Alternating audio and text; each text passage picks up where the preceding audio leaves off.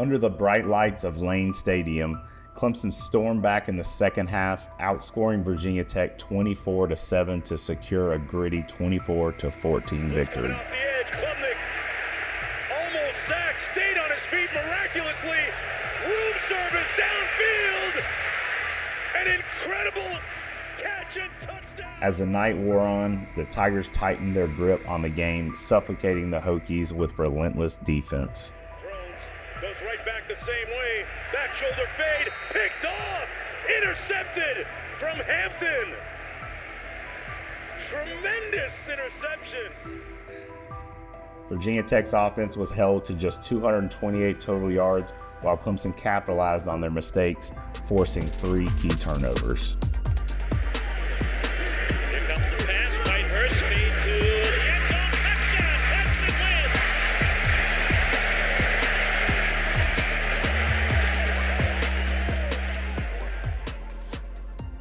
Welcome to Season 3, Episode 12 of the Nachos and Analysis College Football Show. I am Drew Archer, and as always, I'm joined by Matthew Johnson. How's it going, Matthew? It is good. I was just telling Drew off air about how my weekend went with over 20 inches of snow coming through this area in Colorado. But it was fun. Got to watch a lot of football because we just prepared for a snowed-in weekend, even though like the roads, you can still go wherever you want when it snows here, but just stayed inside and watched a bunch of football. You made the trip up to Virginia, didn't you? I did. Lane Stadium's always somewhere I've wanted to go. I'd looked at going, and then my parents were interested in going too, so the three of us went up this weekend. Not a bad drive at all. Drove up to their place on Friday night, so it was just a 3-hour drive from the Charlotte area to Blacksburg. And cool town. I love their architecture. It reminds me a lot of Duke's architecture around campus. Cool environment. I will say, Enter Sandman was disappointing. It was not what I thought it was going to be. Like, I'd been freaking my mom out. Like, this stadium's going to be shaking, and she doesn't like stuff like that. Couldn't feel it move. It wasn't as loud. Like, I always kind of consider Virginia Tech's entrance in the same class as South Carolina's. You're just walking out to a song that gets people hyped. South Carolina's entrance is way more dramatic and cooler than Enter Sandman, in my opinion. That's an interesting take, and I wonder if the atmosphere of Virginia Tech not being like a highly ranked team this year and it being like a 3:30 kick, I wonder if that had anything to contribute to just the fans not. Yeah, it could have. Their tailgates are a little different. Like, we didn't honestly see many tailgates. It could have been from the area of town where we were at. We parked at a church downtown and went to a bar and watched the early slate of games and walked through campus, but didn't really see a lot of tailgating. There were a lot of Clemson fans there and some South Carolina fans. I got duped by a South Carolina fan. I was waiting for my parents to come out of the bathroom, and one guy had already stopped me and said, "Go Tigers." So I'm standing there waiting. Another guy comes walking up, sticks his fist out for a fist bump, and he's like, "Go Tigers." So I do the same thing, and right as I'm about to reach, he does the old gotcha, like you pull your high five away. And he's like, "Nah, F you, go Cox." And I'm like, oh, okay, that's how it's going to be. That kind of reminds me of one of my last years living in Athens. South Carolina came to Athens that year and won. But we went out that night and walking downtown, no Georgia fans were out, or at least not repping it. And it was just a bunch of South Carolina students out. And this was during the middle of the 6 or 7 game win streak. And I was just like, "Go Tigers" to all of them. They thought they had their win, but I was there to keep them down to earth. Got to humble them every now and then. So with my travel, I didn't get a chance to watch a lot of football. So I'm going to rely on you that was snowed in this weekend.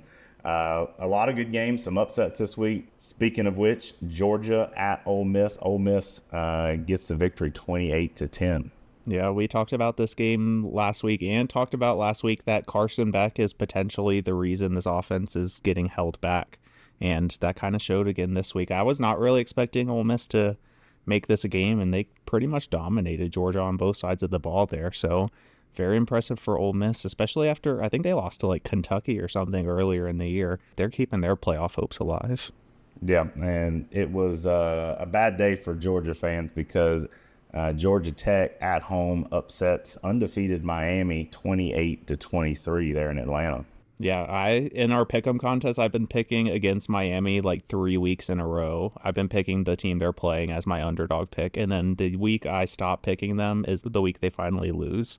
I did see something funny. I think it was on the Monday night broadcast for football last night, but they put up a little blurb that said that this was the first time in history that every FCS, FBS, and NFL team from Florida lost in the same weekend.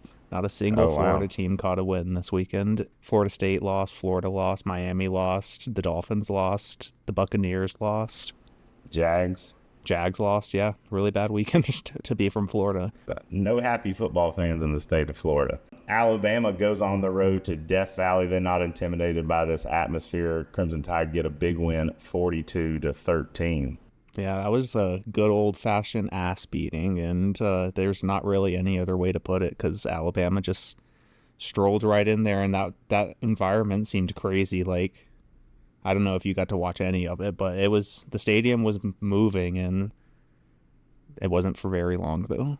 By the time we got back to the hotel after the Clemson game, this game was pretty much already out of hand. We watched it for a little bit, and then I got a text update about this other game. So I switched it over to Virginia Pitt, and Tony Elliott, the Fighting Tony Elliots, go into Pittsburgh, Clemson's next opponent, and beat the Panthers 24-19. That is very promising as a Clemson fan, I think, because I'm pretty worried about this Pitt game, which I'm sure we'll talk about. But I didn't get a chance to catch this because I kind of thought Pitt was going to be just kind of roll through them like they have other ACC competition this year. But yeah, Virginia makes that one close. And just a couple weeks ago, we were talking about the possibility of having 3 ACC teams finish the regular season undefeated, and the chaos that has ensued in the last 2 to 3 weeks with Clemson losing, Miami losing, and Pitt losing. We just need an SMU loss to come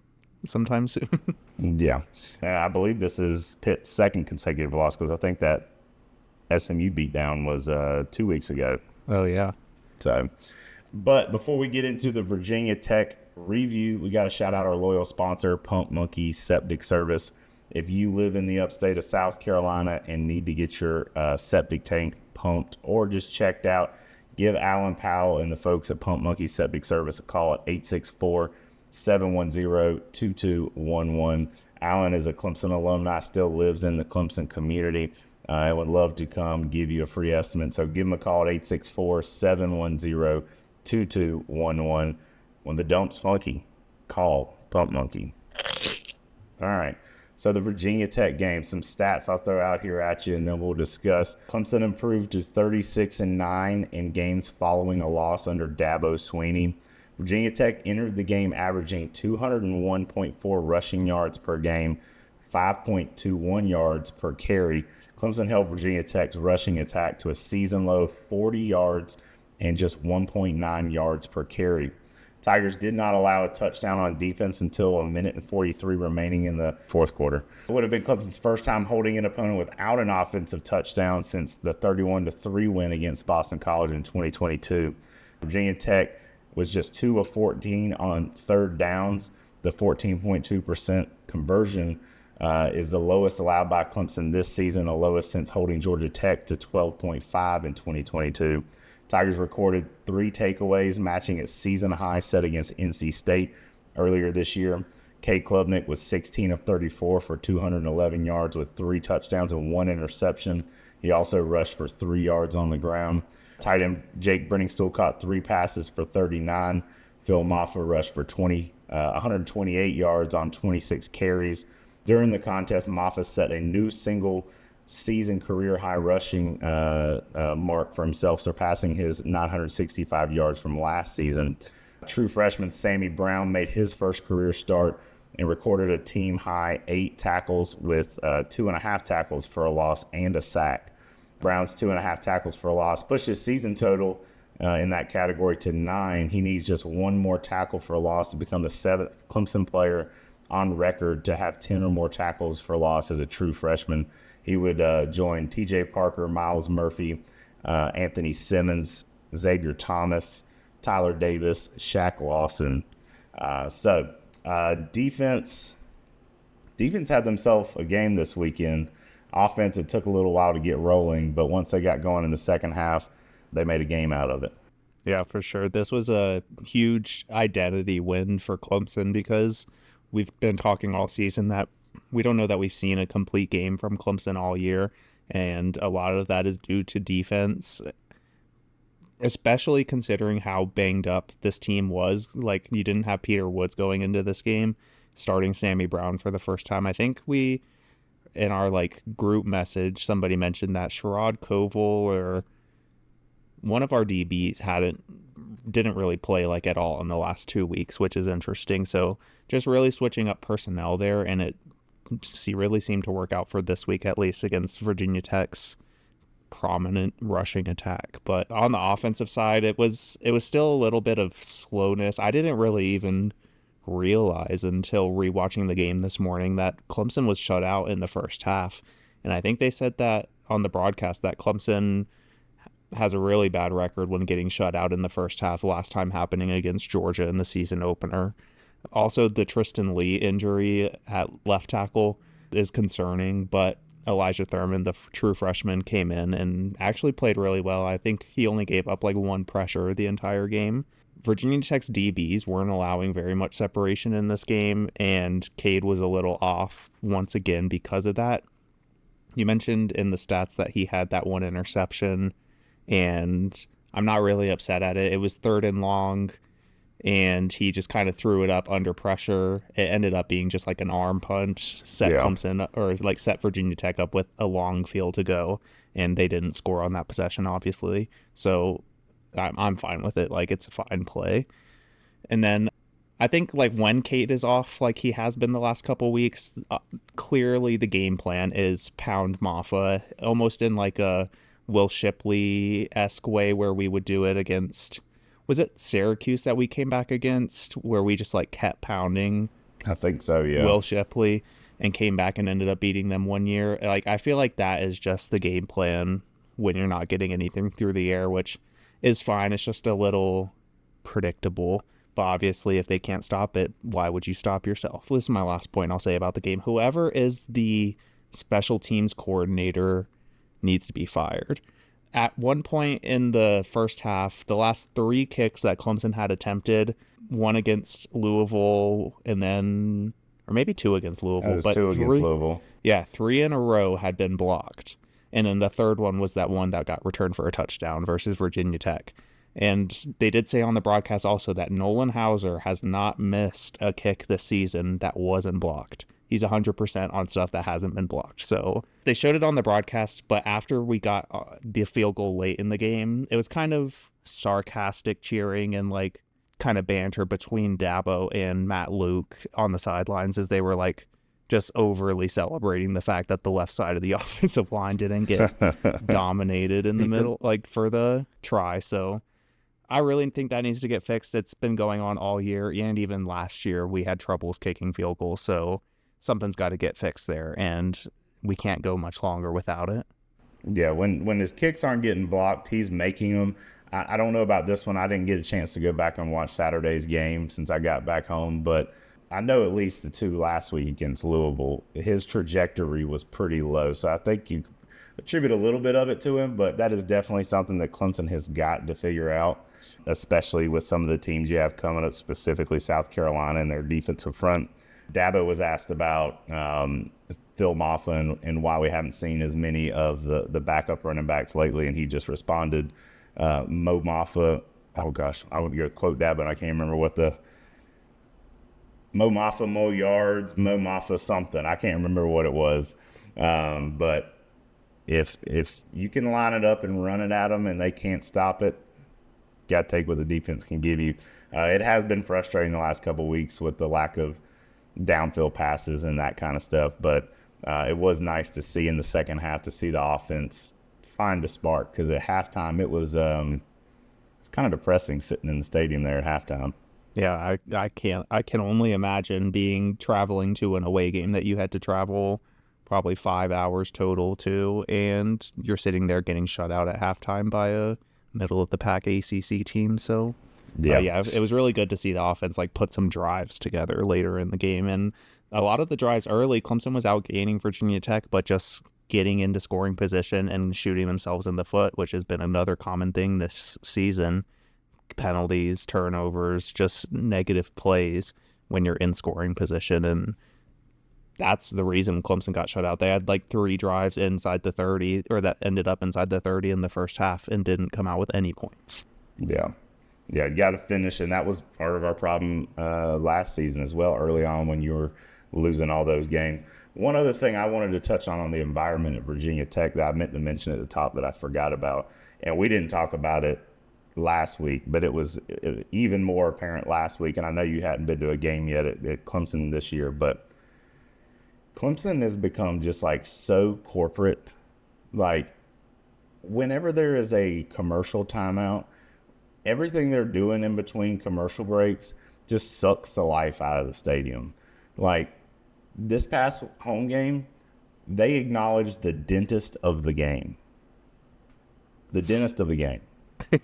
Like, what are we doing? Like, anybody who gives Clemson any kind of money, they're going to get acknowledged at some point on the field during a commercial break. And I was talking to my buddy. He's a professor at South Carolina. He's a season ticket holder there. He was talking to me about how much production goes into their commercial breaks. They're shooting fireworks off, that kind of stuff. And Virginia Tech was doing all kinds of stuff. Like, they acknowledged one former player, but every other time they were doing fan cams and that kind of stuff, keeping fans engaged rather than standing up. And, I mean, I think we should acknowledge our veteran of the game and the kid of the game. But outside of that, all these other just random things that just that's my rant.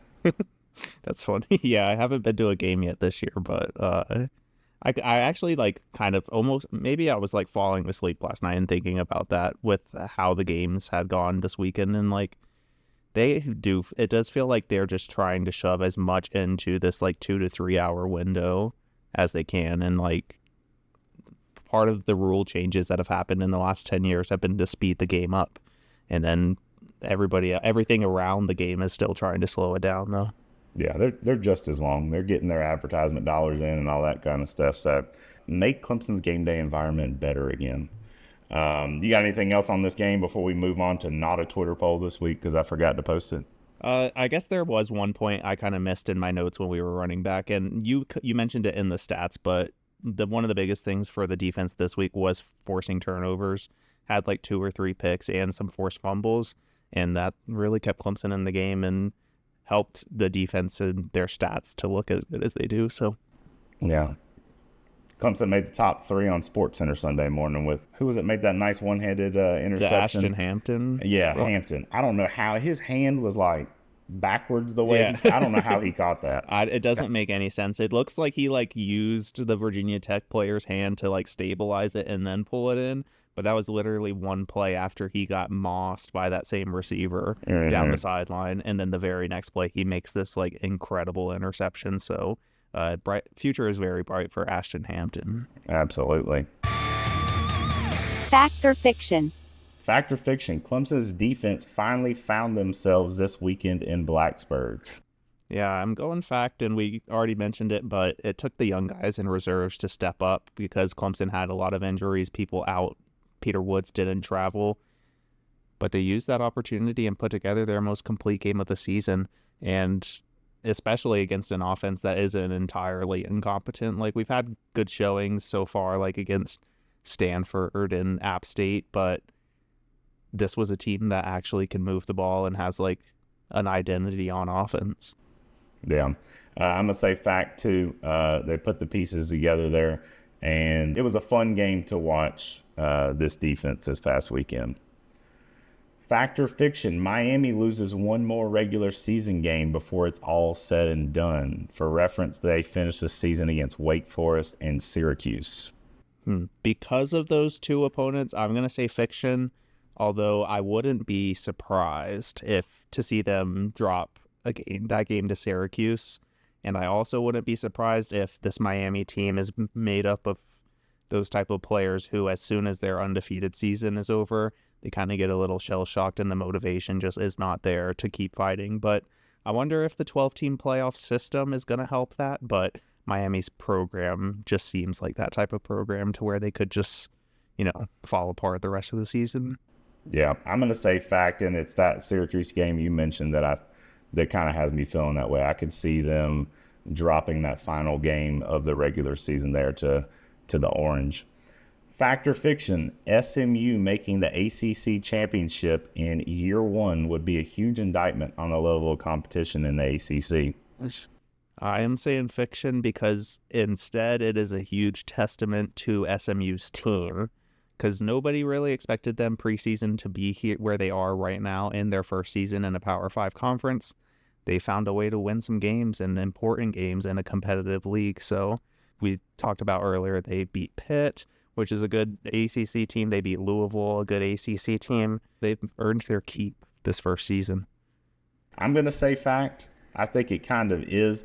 Just the fact that you're coming up your first year in a Power 4 conference, and their season win total, I believe, was 9.5. That was the team that I picked to go under.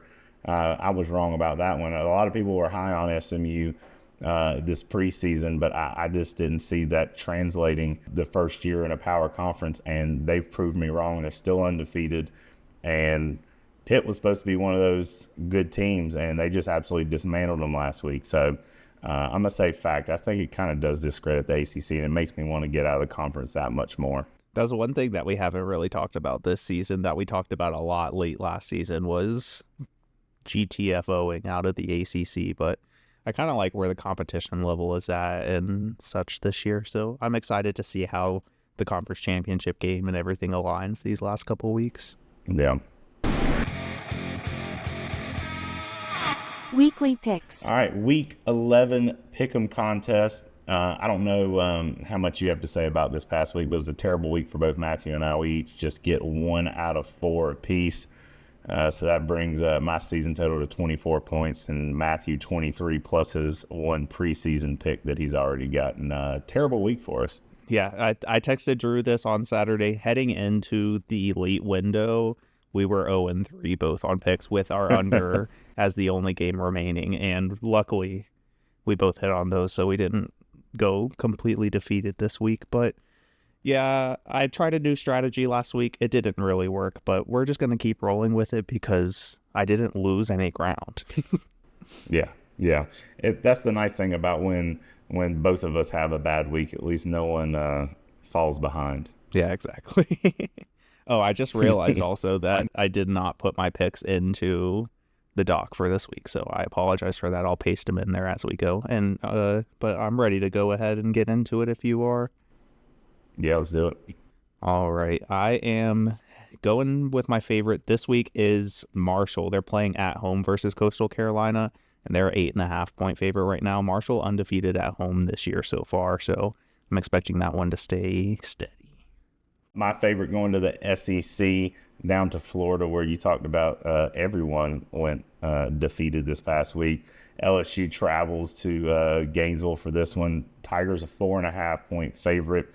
I know Florida is better than their record says they are. I think this line is a little bit of overreaction to how LSU lost last week. I think the Tigers win by at least a touchdown on the road.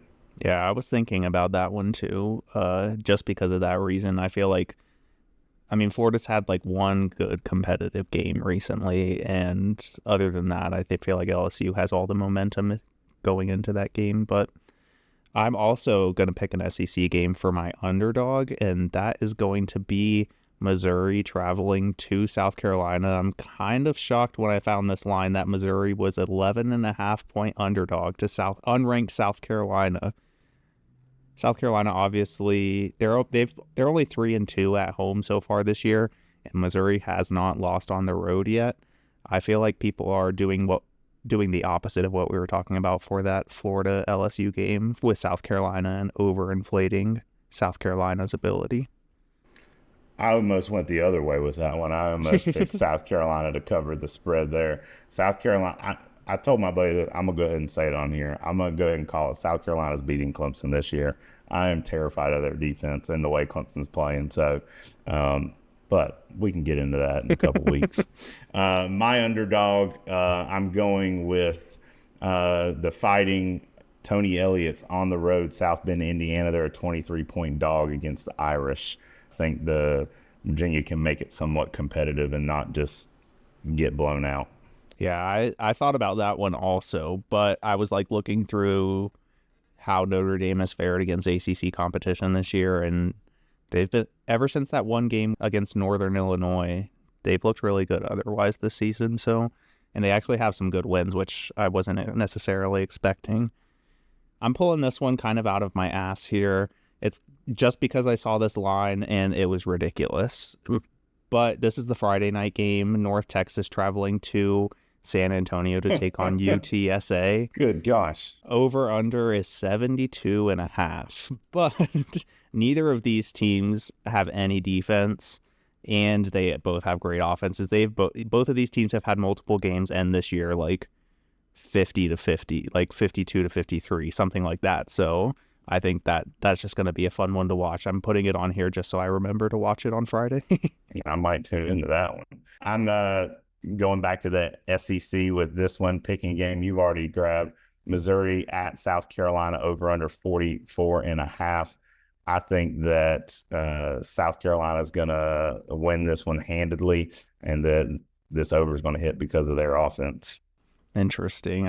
I picked South Carolina for my over last week, and I was talking to my parents after the episode came out, and my dad like interrupted my conversation with my mom and was like, "You had two bad picks last week. This South Carolina Vanderbilt game is definitely hitting the under." And he was right, but you know, he doesn't have a podcast. And I feel like every time he and I talk about sports gambling, he's always on the wrong end. Oh yeah, true. I don't know that he's like wins bets. He never like really bets anything, but no, he was making, he bet against Georgia a couple weeks ago. I can't remember which game that was. I think it was the Florida game. And he was like, well, if Florida wins, I win. If Georgia loses, I still win, or what I think. So I am also going to be in the SEC for my under, and Tennessee traveling to UGA. That over under is 48.5. Tennessee picked for my under last week, and it was the only pick I had that hit, so I'm going to go back to it. I'm going SEC as well, as a trend with these picks of mine today. Texas travels to Arkansas, over under at 57.5. That was going to be all Texas, but I think it's going to be a lower scoring game than the experts are thinking. Yeah, it might be close because Arkansas did have that one good win against, was it Tennessee? They beat, well, I guess Tennessee hasn't looked amazing since then, so you're probably right. I hope I'm right. All right, let's get into this Pitt matchup. Pitt is one of those programs that you look at the overall record between these two programs, and one of the few that Clemson, especially in conference plays, that Clemson does not have a winning record against. The Tigers trail the series 2-3, and the Tigers have only played at Pittsburgh one time since the Panthers have joined the ACC, and the Tigers are 0-1 playing up there. The last meeting was in 2021. Tigers lost that one 27-17. Pitt, obviously, with one game win streak there. The spread for this game as of Tuesday is a 10-point game in favor of Clemson, and the over-under at 54.5. Saturday's game will be Clemson's last road game of the regular season, as well as its last conference game of the season. Tigers finish up the season with the Citadel in South Carolina at home. Clemson's attempting to finish 4-0 in true road games this season. Clemson enters the week as one of just 12 FBS schools and one of the Power 9 conference programs that remains undefeated in true road games. The Tigers are playing its third game in the city of Pittsburgh all time, including the Tigers' 34-13 win against, is that Duquesne? I have no idea. If you ask me, I would say Duquesne. I think, okay, yeah, we'll go Duquesne, Kenny Duquesne. But whoever they are, they beat him at Forbes Field in 1947. It's Tigers' first ever game in Pittsburgh. And then the game this weekend will be played on November 16th. On this day in 1974, the playing surface at Memorial Stadium was named Frank Howard Field. This day also featured the longest play from scrimmage in Clemson history, a 97-yard touchdown pass from Mark Fellers to Craig Brantley. Clemson defeated Virginia 28-9. Clemson is 10-6-1 all time in games played on November 16th. So How we feeling heading into this game? Like I mentioned, I'm pretty worried about this game. Pitt has looked really good, and the Clemson offense has been unable to consistently move the ball against better competition the second half of the season, and that's exactly what Pitt is. So I don't expect Clemson's offense to be a barn burner like we saw a lot early in the season. And I had on my notes also one of the things you mentioned, that one of the only teams in conference that Clemson does not have an all-time winning record against. So it's going to be tough. It'll be close. I still kind of lean towards Clemson, but in a very close game, maybe like a field goal difference. Yeah, those Pat Narduzzi teams, he does a great job up there, and it's honestly been frustrating how good Pitt has played Clemson these years since they've joined the ACC. I look for it to be a competitive game. I could easily see Pitt covering. I think the way that Pitt has played the last couple weeks has shown that they're beatable and that Clemson can put some stuff together, especially if the offense can get into a rhythm, especially a lot quicker than they have, especially against Virginia Tech. I feel like I just said especially a bunch of times. But I expect it to be a close game, but I think Clemson gets out of this one with a win. Yeah, I agree that Pitt's last couple performances do give me a little more hope than I had maybe a couple weeks ago thinking about this game, but I still am worried about it. It just depends on how Clemson's health team is health-wise, and like we always mention, getting turnovers and making big stops and momentum plays. It's going to be tough on the road out there. Yep. The nice thing is defense travels. I like the way our defense traveled last week, and if you come out with another performance like that, could be a good game. They can at least keep the game in check for the offense to make the plays they need to win. Also, the emergence of Sammy Brown. We saw a lot of him this past week. He won a bunch of awards this week. Depending on scheme, I think Dabo said he may not play quite as much this week, but getting some of those younger guys in, like you mentioned earlier in the episode, to kind of bring some fire to this defense, I think that the Tigers will be in good shape. Yeah, and the only reason I'm a little worried about the defense compared to the Virginia Tech game is Pitt's offense is a little more dynamic. Virginia Tech relies a lot on the run, and historically, that is Clemson's strength on defense, but this season it has not necessarily been until the Virginia Tech game. So I wonder if, since Clemson's going to be on their toes a little bit more, not knowing whether to expect the run or the pass, might be a little more shaky, but yeah, I hope you're right. I like your confidence going into this week. It may be unwarranted, I don't know, but we will find out here soon enough. But as always, thank you for listening and joining us each week. Thank you for everyone who participates in the Twitter polls each week. That will be back next week at @nachos_analysis. But regardless, join us next week and we'll talk some ball. Peace. Peace.